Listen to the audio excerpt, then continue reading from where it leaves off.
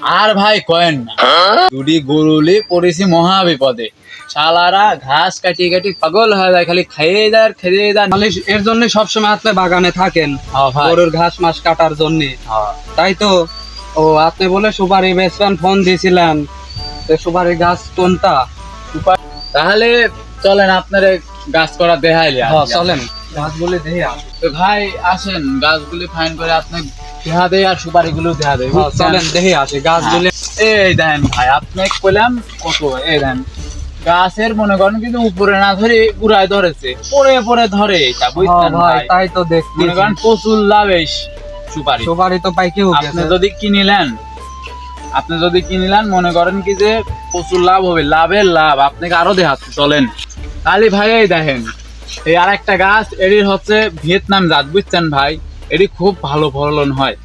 এই ফলনটা যদি আপনি নিয়ে মনে করেন কি যে লাগামাগা দেন, পরবর্তীতে আপনি এটিলেও ব্যবসা করে খাতে পারবেন। এখন আপনি সুপারি নিয়ে যাচ্ছেন, নিয়ে যান, এটির দাম প্রচুর ভাই, 3 টাকা পিসও বেচতে পারবেন এটি, বুঝছেন?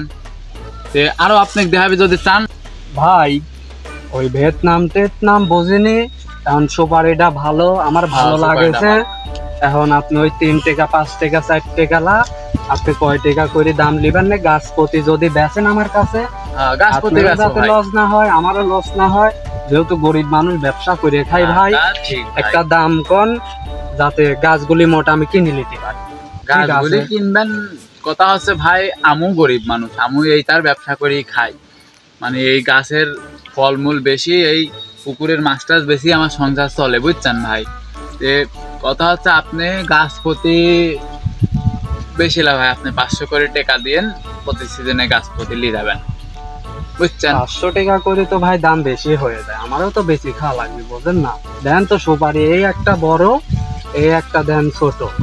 ভাই এটা বড় হলে পরে মনে করেন কি যে একবার যখন পাকবিনি তখন সাইজ আসে যাবে না ভাই, তা সমস্যা ঠিকই নাই। কইছেন।